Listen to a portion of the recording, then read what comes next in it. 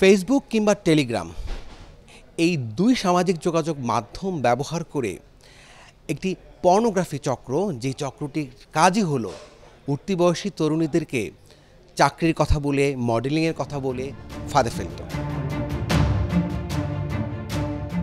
সামাজিক যোগাযোগ মাধ্যম ফেসবুক, টেলিগ্রামে ভুয়া অ্যাকাউন্ট খুলে লোভনীয় চাকরি, ট্যালেন্ট হান্টিং ও মডেলিংয়ের বিজ্ঞাপন দিত চক্রটি। অসহায়, দরিদ্র ও কম বয়সী তরুণীদের টার্গেট করত চক্রের সদস্যরা। ফাঁদে পা দিলেই তাদের দিয়ে গ্রুপ খুলে বাধ্য করত ভিডিও কলে অর্ধনগ্ন হয়ে সার্ভিস দিতে। আর এই অর্ধনগ্ন সার্ভিসের দৃশ্য চক্রের সদস্যরা গোপনে ভিডিও করে পরবর্তীতে বাধ্য করত দেহ ব্যবসায়। এসব কিছুর ভিডিও আবার বিভিন্ন সাইটে বিক্রি করে শত কোটি টাকা হাতিয়ে নিয়েছে চক্রটি।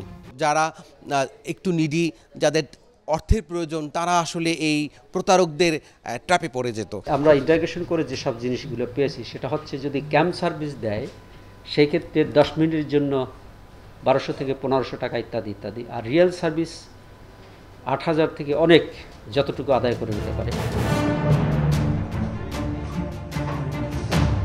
চক্রের মূল হোতা দুই মেডিকেল শিক্ষার্থী মেহেদী হাসান ও তার ভাই সুজন গত প্রায় 7 বছর ধরে 1000-এর মতো তরুণীকে ফাঁদে ফেলে যৌন নির্যাতনের পাশাপাশি অ্যাডাল্ট কন্টেন্ট তৈরি করে আসছিল।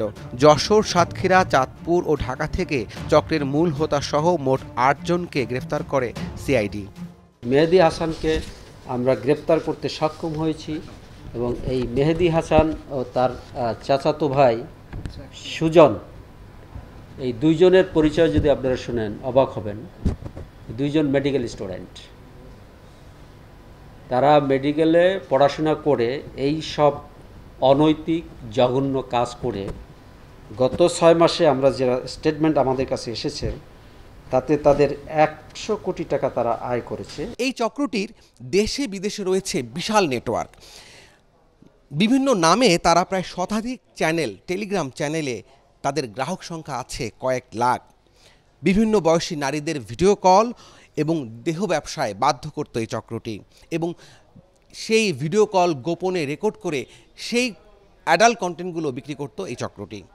অনলাইনে বিভিন্ন চাকুরির বিজ্ঞাপনে সতর্কতার সঙ্গে ভিজিট করার পরামর্শ সিআইডি পুলিশের। Rafis house enterprise, Bangladesh escort agency, international escort services, model and celebrity zone, Bangladesh escort service, এই সার্ভিসগুলির মাধ্যমে এরা কন্টিনিউয়াসলি আমাদের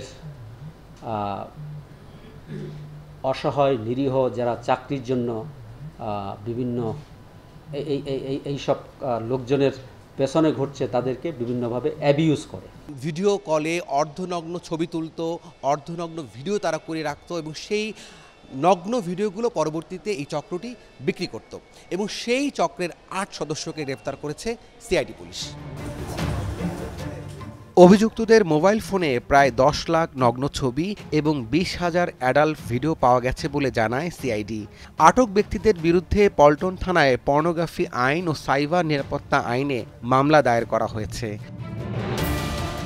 রাব্বি সিদ্দিকী, যমুনা নিউজ, ঢাকা।